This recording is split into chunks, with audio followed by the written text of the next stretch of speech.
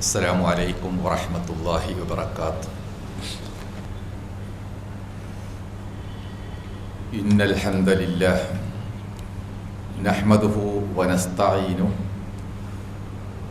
ونؤمن به ونتوكل عليه ونعوذ بالله من شرور أنفسنا ومن سيئات أعمالنا. من يهد الله فهو المهتد ومن يضلل فلن تجد له وليا مرشدا.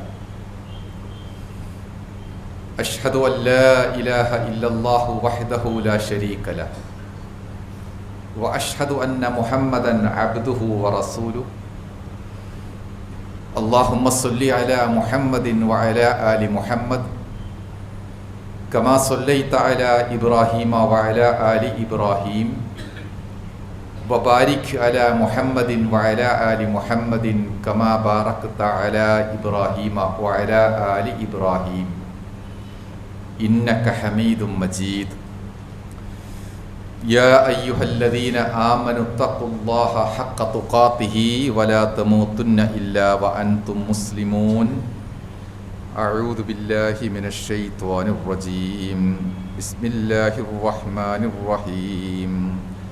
فاستقم كما أمرت ومن تاب معك ولا تطغوا إنه بما تعملون بصير. ബഹുമാനരായ സഹോദരന്മാരെ, സഹോദരിമാരെ, അള്ളാഹു നമുക്ക് നൽകിയിരിക്കുന്ന എല്ലാ അനുഗ്രഹങ്ങളും നന്ദിയോടുകൂടെ ഓർത്തുകൊണ്ട് അവനോടുള്ള എല്ലാ കടപ്പാടും പൂർണ്ണമായി നിർവഹിച്ചുകൊണ്ട് കഴിയുവാൻ നമ്മൾ ശ്രദ്ധിക്കുക. നമ്മുടെ ഈമാനും അമലുസ്വാലിഹാത്തുകളും വർദ്ധിപ്പിക്കുവാനും ശക്തിപ്പെടുത്തുവാനും നമ്മൾ സമയം കണ്ടെത്തുക. അള്ളാഹു നമ്മയെല്ലാം അനുഗ്രഹിക്കുമാറാവട്ടെ. അള്ളാഹുവും നബി സല്ലല്ലാഹു അലൈഹി വസല്ലമയും നമുക്ക് നൽകിയ ശരീഅത്ത്, അതിൻ്റെ ചില വശങ്ങളെ പറ്റിയായിരുന്നു നമ്മൾ സംസാരിച്ചത്. ശരീഅത്ത് ഒരു മുസ്ലിം എന്ന നിലക്ക് നമുക്ക് നൽകുന്ന പ്രധാനപ്പെട്ട സന്ദേശം ഇസ്തിഖാമത്ത് എന്ന ആശയമാണ്. നേരെ ചൊവ്വെ വളവും വക്രതയുമില്ലാതെ ഒരു തുറന്ന പുസ്തകം പോലെ ഈമാനുമായി ജീവിക്കുക എന്നാകുന്നു അതുകൊണ്ട് റസൂൽ സല്ലല്ലാഹു അലൈഹി വസല്ലം ഉദ്ദേശിക്കുന്നത്. അത് മതത്തിൻ്റെ പ്രധാനപ്പെട്ട ഭാഗമാണ്. അതുപോലെ ഈ ലോകത്ത് നമ്മുടെ എല്ലാ കാര്യങ്ങളും ദിശ നിർണയിക്കുന്നതും ലക്ഷ്യം പ്രാപിക്കുന്നതുമൊക്കെ നമ്മുടെ ഈമാനിൻ്റെയും ഭക്തിയുടെയും മനസ്സിൻ്റെയും ഒക്കെ ഇസ്തിഖാമത്ത് അനുസരിച്ചായിരിക്കും. എന്തെങ്കിലും വക്രമായ ഒളിഞ്ഞിരിക്കുന്ന ചിന്തകളുണ്ടെങ്കിൽ അത് എവിടെയെങ്കിലുമായിട്ട് എപ്പോഴെങ്കിലുമായിട്ട് പുറത്തു വരും. ആളുകൾക്ക് മുമ്പിൽ അത് അള്ളാഹു വെളിപ്പെടുത്തും. ഇപ്പം ഇസ്തിഖാമത്തിൻ്റെ അർത്ഥം അകവും പുറവും ഒരുപോലെയാവുക എന്നാകുന്നു എന്ന് നബി സല്ലല്ലാഹു അലൈഹി വസല്ലം പഠിപ്പിക്കുന്നു. അത് സാധാരണ മനുഷ്യന് നേടിയെടുക്കാൻ കുറച്ച് പ്രയാസമുള്ള ഒരു നേട്ടവുമാണ്. എത്ര നല്ലവനാണ്, ഭക്തനാണ്, ശുദ്ധനാണ് എന്നൊക്കെ പറയുമെങ്കിലും വളരെ അപൂർവം സന്ദർഭങ്ങളിലെങ്കിലും തനി നിറം പുറത്തു വരാതിരിക്കുകയില്ല. ചില ആളുകളൊക്കെ അങ്ങനെ പറയാറുമുണ്ട്. തമ്മിൽ തെറ്റുമ്പോൾ, തെറ്റും പിണക്കവും രൂക്ഷമാകുമ്പോൾ പറയുന്നൊരു വാക്കുണ്ട്, എൻ്റെ തനി നിറം നിനക്കറിയില്ല കേട്ടോ എന്നാണ് അങ്ങനെ പറയാറുള്ളത്. അതായത് പുറത്ത് ഇങ്ങനെയൊക്കെയാണെങ്കിലും മനസ്സിൻ്റെ അകത്ത് എന്തോ ചിലത് അയാൾ ഒളിപ്പിച്ചു വച്ചിട്ടുണ്ട്, അത് സമയമായാൽ പുറത്തെടുക്കും എന്നാണ് അതിൻ്റെ ഉദ്ദേശം. ആ ഒരു ഒളിച്ചു വെക്കൽ ഇല്ലാതെ ജീവിക്കുന്നതിനാണ് റസൂൽ സല്ലല്ലാഹു അലൈഹി വസല്ലം ഇസ്തിഖാമത്ത് എന്ന് വിശേഷിപ്പിച്ചിരിക്കുന്നത്. സ്വഹാബിയായ സുഫിയാൻ റളിയല്ലാഹു അൻഹു ഒരിക്കൽ അദ്ദേഹത്തെ സമീപിച്ചു, റസൂലുള്ളയെ. മറ്റാരോടും ചോദിക്കേണ്ടതില്ലാത്ത ഒരു ലഘു ഉപദേശം ആയിരുന്നു അദ്ദേഹം റസൂലുള്ളയോട് ആവശ്യപ്പെട്ടത്. വളരെ ചെറിയ എന്നാൽ വളരെ ബൃഹത്തായ സമഗ്രമായ ആശയങ്ങൾ ഉൾക്കൊള്ളുന്ന ഒരു നസീഹത്ത്. റസൂൽ പറഞ്ഞു, ആമൻതു ബില്ലാഹ് സുമ്മസ്തഖിം. 2 വാക്കുകൾ മാത്രമാണ് അദ്ദേഹത്തിൻ്റെ ജീവിതമാസകലം ബന്ധിപ്പിച്ചുകൊണ്ട് റസൂലുള്ള നൽകിയത്. ആമൻതു ബില്ലാഹ് എന്ന് പറയുക, അള്ളാഹുവിൽ എനിക്ക് പൂർണ്ണ ഈമാനുണ്ട്. അതാണ് അടിത്തറ. ഇനി ഉണ്ടാവാൻ പോകുന്ന എല്ലാ കാര്യങ്ങളെയും മേൽക്കുമേൽ കൂമ്പാരമായി വെക്കുവാനുള്ള ഉറപ്പുള്ള അടിത്തറയാണ് ഈമാൻ.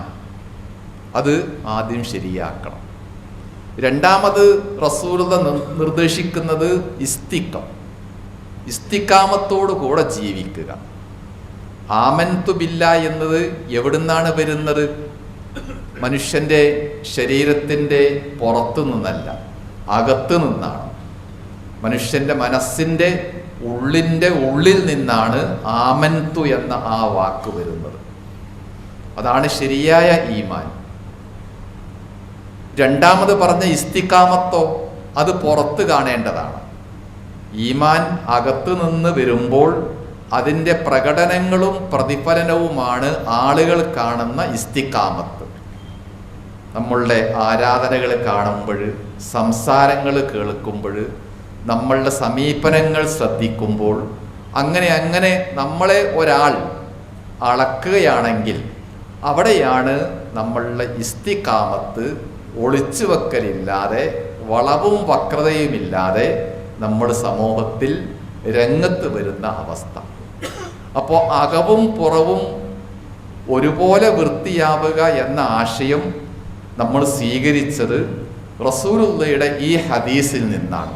ആമൻതു ബില്ലാഹ് എന്നത് അകത്തു നിന്ന് വരേണ്ടതും സുമ്മസ്തഖിം എന്നത് പുറത്ത് നമ്മൾ നഷ്ടപ്പെട്ടു പോവാതെ സൂക്ഷിച്ചു നിർത്തേണ്ടതുമായ ഒരു കാര്യമാകുന്നു എന്നർത്ഥം. അങ്ങനെയാകുമ്പോൾ ജീവിതത്തിലെ എല്ലാ പ്രയാസങ്ങളെയും ബുദ്ധിമുട്ടുകളെയും നല്ല മനക്കരുത്തോടു കൂടെ നമുക്ക് തരണം ചെയ്യാൻ കഴിയുകയും ചെയ്യും. എപ്പോഴും സുഖം, ആനന്ദം, എളുപ്പം മാത്രമായിരിക്കണം ജീവിതത്തിൽ ഉണ്ടാവേണ്ടത് എന്ന് നമ്മൾക്ക് നിർബന്ധം പിടിക്കാൻ കഴിയുകയില്ല. അതൊക്കെ വല്ലപ്പോഴുമൊക്കെ ഉണ്ടാകും. പ്രതികൂലമായ സാഹചര്യങ്ങളും ഉണ്ടാകും. റസൂൽ സല്ലല്ലാഹു അലൈഹി വസല്ലം പറയുന്നത്, അങ്ങനെ പ്രതികൂലമായ സന്ദർഭങ്ങൾ ഉണ്ടാകുമ്പോൾ അതിൽ നിന്ന് എന്തെങ്കിലും ഒരു പാഠം നിങ്ങൾക്ക് പഠിക്കാൻ സാധിക്കണം. ധാരാളം പരാജയങ്ങൾ ഉണ്ടായിട്ട് ഒരു പാഠവും പഠിക്കാത്തവനാണ് വലിയ വൃത്തികെട്ടവനായിട്ട് നബി പഠിപ്പിക്കുന്നത്. അപ്പോൾ ഓരോ പരാജയത്തിലും ഒരു പുതിയ പാഠം. നമ്മൾ സ്കൂളിലും കോളേജിലും പഠിക്കാൻ പോകുന്നുണ്ട്. അവിടെ പരീക്ഷയുണ്ട്, ജീവിതത്തിലും പരീക്ഷയുണ്ട്. എന്താണ് രണ്ടും തമ്മിലുള്ള വ്യത്യാസം? കോളേജിൽ 8 മാസമോ 10 മാസമോ കുറേയേറെ കാര്യങ്ങൾ പഠിച്ചിട്ടാണ് പിന്നെ നമ്മൾ പരീക്ഷയ്ക്ക് ഇരിക്കുന്നത്. ജീവിതം തിരിച്ചാണ്. ജീവിതത്തിൽ ആദ്യം കിട്ടുന്നത് പരീക്ഷണമാണ്. അതിൽ നിന്ന് പുതിയ പാഠങ്ങൾ നമുക്ക് പഠിക്കാൻ പറ്റും. നമ്മളുടെ കുടുംബത്തിലുള്ള പരീക്ഷണങ്ങൾ, വ്യക്തിപരമായ കാര്യങ്ങളിലെ പരീക്ഷണങ്ങൾ, ബിസിനസ്സിലുള്ള പരീക്ഷണങ്ങൾ, അങ്ങനെ നിരവധി പരീക്ഷണങ്ങൾ അവിടെയും ഇവിടെയുമായി ഉണ്ടാകുമ്പോൾ പുതിയ ഓരോ പാഠം നമുക്ക് പഠിക്കാൻ പറ്റും. അപ്പോൾ നമുക്കൊരു ക്യാമ്പസിൽ നിന്ന്, സ്ഥാപനത്തിൽ നിന്ന് ലഭിക്കുന്നതിനേക്കാളും നല്ല പാഠങ്ങളാണ് അള്ളാഹു നമുക്ക് നൽകിയിരിക്കുന്ന ജീവിതം ഓരോ ദിവസവും നമുക്ക് നൽകുന്നത് എന്നർത്ഥം. ആ പാഠങ്ങളാണ് വരും ജീവിതത്തെ കൂടുതൽ ശോഭനീയമാക്കുന്നത്. ഇന്ന് എനിക്ക് സംഭവിച്ചിരിക്കുന്ന പരാജയത്തിൻ്റെ കാരണം മനസ്സിലാക്കാൻ കഴിഞ്ഞാൽ നാളെ അത് ആവർത്തിക്കാതിരിക്കാൻ നമുക്ക് ശ്രദ്ധിക്കാം.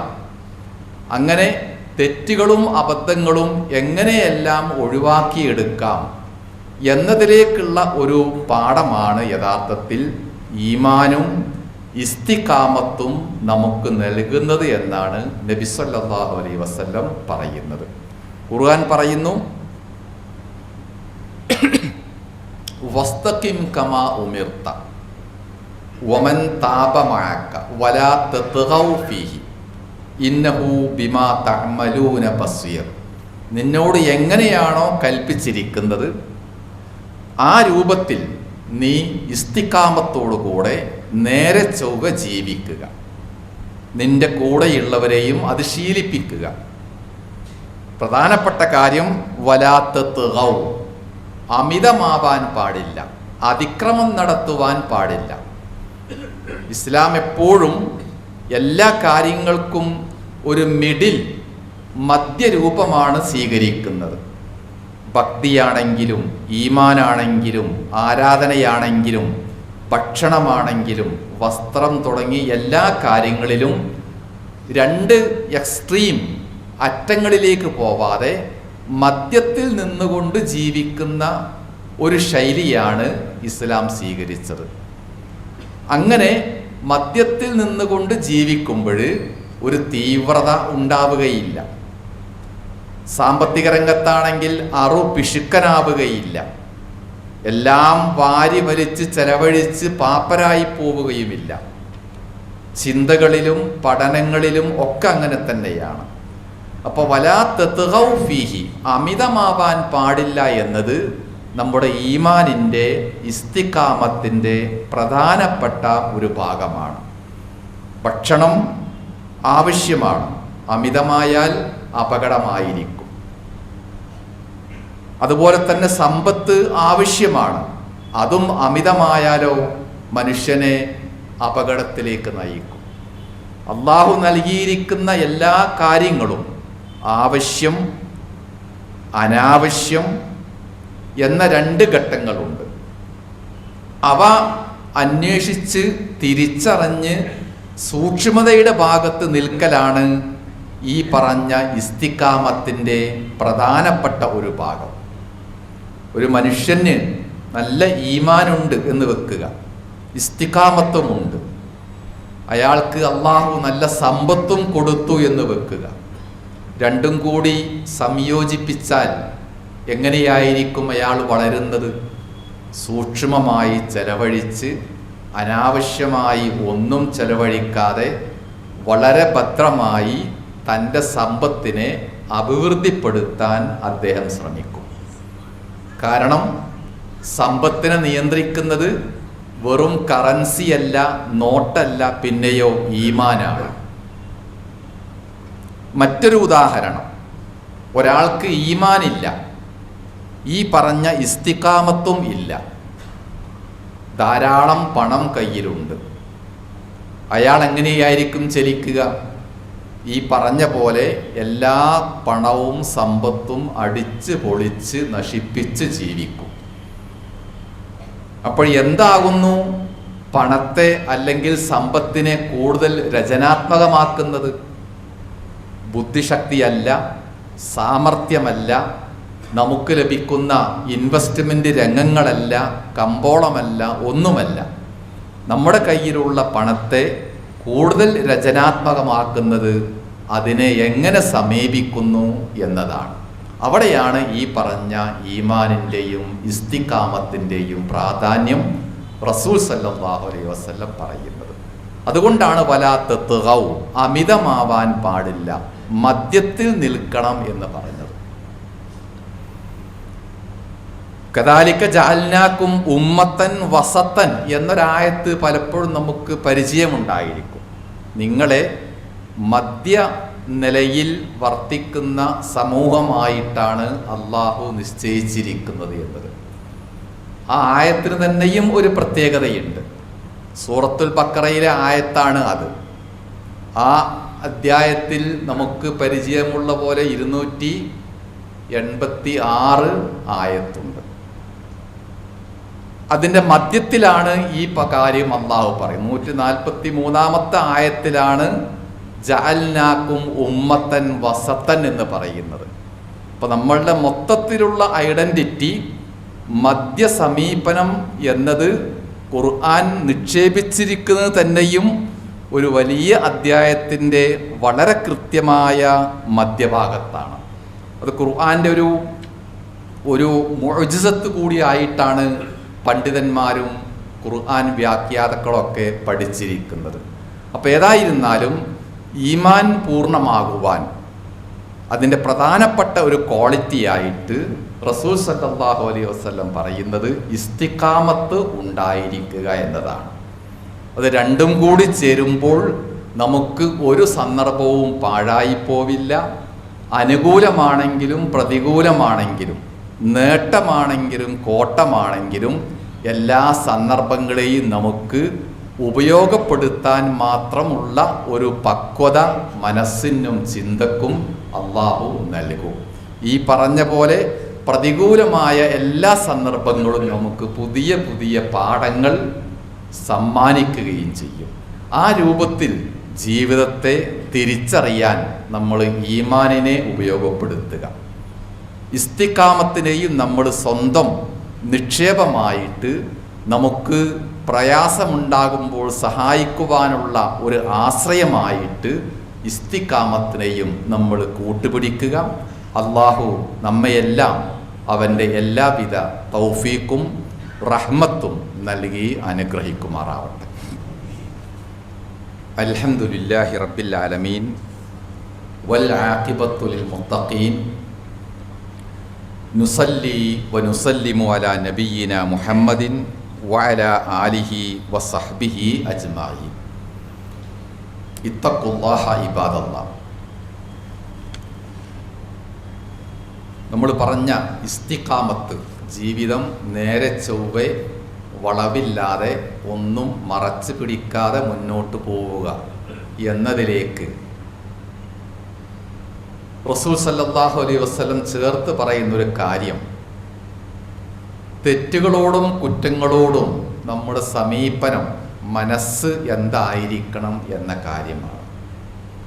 പലപ്പോഴും ജീവിതം നേർരേഖയിൽ നിന്ന് വളഞ്ഞു പോകുന്നത് എപ്പോഴായിരിക്കും? ഒരു തെറ്റിൻ്റെയും മോശമായ സന്ദർഭങ്ങളുടെയും പശ്ചാത്തലത്തിലായിരിക്കും. നേർക്കുനേരെ പോകുമ്പോൾ ആരെയും പേടിക്കേണ്ടതില്ല. വളരെ ദൂരത്തുള്ള ഒരു സംഭവം പോലും കുറേ മുമ്പ് തന്നെ നമുക്ക് കണ്ണിൽ ദൃശ്യമാകും.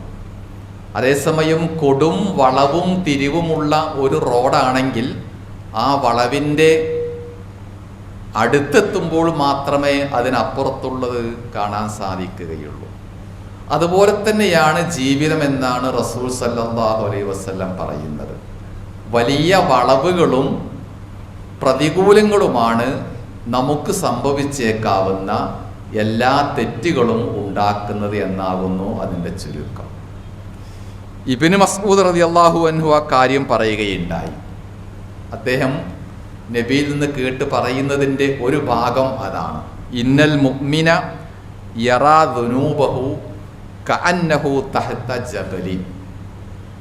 നമ്മൾ പറഞ്ഞ രണ്ട് ക്വാളിറ്റി, ഈമാനും ഇസ്തിഖാമത്തും, ഇത് രണ്ടുമുള്ള ഒരു മനുഷ്യൻ്റെ സമീപനമാണ് അവിടെ പറയുന്നത്. അയാൾ ഏറ്റവും ചെറിയ ഒരു തെറ്റ് പോലും, ഏറ്റവും ചെറിയ ഒരു അബദ്ധം പോലും കാണുന്നത് എങ്ങനെയാണ്? കഅന്നഹു തഹത ജബൽ, ഒരു മലയുടെ താഴ്വാരത്തിൽ ഇരിക്കുന്നത് പോലെയാണ്. അത്രയും ആശങ്കയോടുകൂടെയാണ് അയാൾ കാണുക. യഖാഫു അൻ യഖഅ അലൈഹി, തൻ്റെ മുമ്പിലുള്ള ഈ മല ഏത് സമയവും പൊട്ടിത്തെറിച്ച് തൻ്റെ തലയിലേക്ക് വീഴുമെന്ന് ഭയപ്പെട്ടുകൊണ്ട് അതീവ ജാഗ്രതയോടുകൂടെ ഇരിക്കുന്ന ഒരു മനുഷ്യനെ പോലെയാണ് വിശ്വാസിയെ അദ്ദേഹം ഉപമിക്കുന്നത്. തെറ്റുകൾ കൺമുമ്പിലൂടെ ധാരാളം പോകുന്നുണ്ട്. നമ്മൾ കാണുന്നതും കേൾക്കുന്നതും സ്പർശിക്കുന്നതുമൊക്കെ തെറ്റുകളുടെ അംശമുള്ളതാണ്. അവിടെയൊക്കെ ഈ ഒരു ഗൗരവബോധം നമ്മുടെ മനസ്സിൽ ഉണ്ടായിരിക്കണമെന്നാണ് ഇതിലൂടെ മതം പഠിപ്പിക്കുന്നത്. ഏത് ചെറിയ കാര്യങ്ങളും തെറ്റുകളും അത് ചെറുതല്ലേ എന്ന നിസ്സാര ഭാവമല്ല നമുക്ക് വേണ്ടത്. മറിച്ച് മറ്റു ചില സ്വഹാബിമാരുടെയും മറ്റും വാക്കുകളിൽ പറയുന്നത് പോലെ നിങ്ങൾ ചെയ്യുന്ന തെറ്റിൻ്റെ നിസ്സാരത നിങ്ങൾ കാണാൻ പാടില്ല. അവിടെയും കാണേണ്ടത് എത്ര മഹാനായ അള്ളാഹുവിനോടാണ് ആ തെറ്റ് ചെയ്യുന്നത് എന്ന ഗൗരവ ചിന്തയാണ് ഉണ്ടാവേണ്ടത്. തെറ്റുകൾ വളരെ വളരെ വളരെ നിസ്സാരമായിരിക്കാം, പക്ഷേ അത് ചെന്നെത്തുന്നതും മഹാനായ അതിമഹാനായ അത്യുദാരനായ അള്ളാഹുവിൻ്റെ അടുക്കലേക്കാണല്ലോ എന്ന് ചിന്തിക്കുമ്പോഴാണ് വളരെ ചെറിയ കടുകുമണിയോളം പോലെയുള്ള തിന്മയും ഒരു മഹാപാപമായിട്ട് ഒരു മലയുടെ രൂപത്തിൽ നമുക്ക് പ്രത്യക്ഷപ്പെടുക എന്നാണ് ഈ ഹദീസിലൂടെ അദ്ദേഹം നമ്മെ കേൾപ്പിക്കുകയും ചെയ്യുന്നത്. അതുകൊണ്ട് ജീവിതത്തിൽ എന്തെല്ലാം നേടാൻ കഴിയുമെങ്കിലും, എപ്പോഴെല്ലാം എവിടെയെല്ലാം നമുക്ക് ഉയരാൻ സാധിക്കുമെങ്കിലും അവിടെയെല്ലാം ഹറാമിൻ്റെ, തിന്മയുടെ, തെറ്റുകുറ്റങ്ങളുടെ അംശം ഇല്ല എന്ന് ഉറപ്പുവരുത്തലാണ് നമ്മൾ പറഞ്ഞ ഈമാനിൻ്റെയും ഇസ്തിഖാമത്തിൻ്റെയും പ്രധാനപ്പെട്ട ഭാഗം. അങ്ങനെ ജീവിക്കുവാൻ അക്ഷമനായിട്ട് എവിടെയെങ്കിലും അള്ളാഹു നമുക്കൊരു തുറവി, ആശ്വാസം നൽകുമെന്ന പ്രതീക്ഷയോടുകൂടെ ജീവിക്കുകയും വേണം. ഒരാൾക്ക് വരുന്നതും സംഭവിക്കുന്നതുമെല്ലാം തീർത്തും 100% പ്രതികൂലമാണ്, പ്രയാസമാണ്, എനിക്ക് രക്ഷയില്ല, പൂർണ്ണമായും നിരാശനായിരിക്കുന്നു എന്ന് വരുമ്പോഴും എവിടെയെങ്കിലുമൊക്കെ ഒരു വെളിച്ചം അള്ളാഹു നൽകും. പക്ഷേ കാത്തിരിക്കണം എന്ന് മാത്രമേയുള്ളൂ.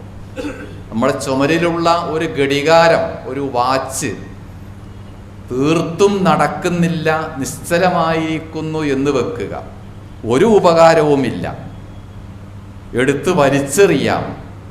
അങ്ങനെയാണെങ്കിലും ദിവസം 2 നേരം ശരിയായ സമയം ആ വാച്ച് കാണിക്കും. 2 നേരം ശരിയായ സമയം ആ ക്ലോക്കിൽ പ്രത്യക്ഷപ്പെടും. അത് അന്വേഷിച്ച് കാത്തിരിക്കാൻ നമുക്ക് സമയം വേണം എന്നേയുള്ളൂ.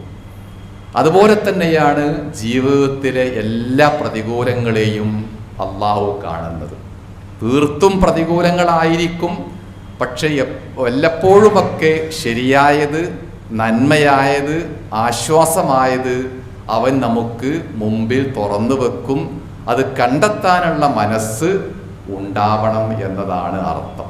ആ മനസ്സ് ഉണ്ടാക്കാനുള്ള ഏറ്റവും നല്ല ഒരു ഉപകരണമാണ് നമ്മൾ പറഞ്ഞ ഈമാനും അതിൻ്റെ ഉൽപ്പന്നമായ ഇസ്തിഖാമത്തും എന്നുകൂടി നമ്മൾ അറിഞ്ഞിരിക്കുക. അള്ളാഹു നമ്മയെല്ലാം ആശ്വാസത്തോടു കൂടെ മനസ്സിലും ശരീരത്തിലും ആഫിയത്ത് നൽകി ജീവിക്കുവാൻ തൗഫീക്ക് നൽകി അള്ളാഹു നമ്മയൊക്കെ അനുഗ്രഹിക്കുമാറാവട്ടെ.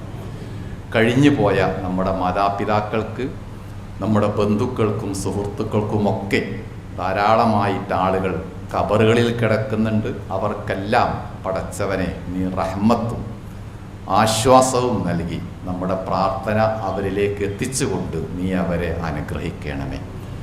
അതുപോലെ അസുഖമായി കിടക്കുന്ന ധാരാളം സുഹൃത്തുക്കളുണ്ട്. പട്ടണത്തിൽ തന്നെയുള്ള ഒരു സഹോദരൻ ആശുപത്രിയിലാണ്. റിയാദിലുള്ള നമ്മളൊരു ബന്ധുവിൻ്റെ കുട്ടി അതുപോലെ തീവ്ര പരിചരണത്തിലാണ്. എല്ലാവർക്കും പടച്ചവനെ ആശ്വാസം നൽകി ശിഫ നൽകി ഏറ്റവും ഫലപ്രദമായ ചികിത്സയും മരുന്നും നൽകി നീ അവർക്ക് ആരോഗ്യത്തിലേക്ക് തിരിച്ചു വരാൻ തൗഫീക്ക് നൽകി അനുഗ്രഹിക്കണമേ. ഇന്നത്തെ നമ്മളെല്ലാം അനുഗ്രഹിക്കുമാറാവട്ടെ. അല്ലാഹുമ്മ അഗ്ഫിർ ലിൽ മുഅ്മിനീന വൽ മുഅ്മിനാത്ത് വൽ മുസ്ലിമീന വൽ മുസ്ലിമാത്ത് അൽ അഹ്യാഇ മിൻഹും വൽ അംവാത്ത്. اللهم ربنا تقبل منا دعاءنا إنك أنت السميع العليم. اللهم أجرنا من النار. اللهم أدخلنا الجنة مع الأبرار يا رب العالمين. اللهم ربنا آتنا في الدنيا حسنة وفي الآخرة حسنة وقنا عذاب النار.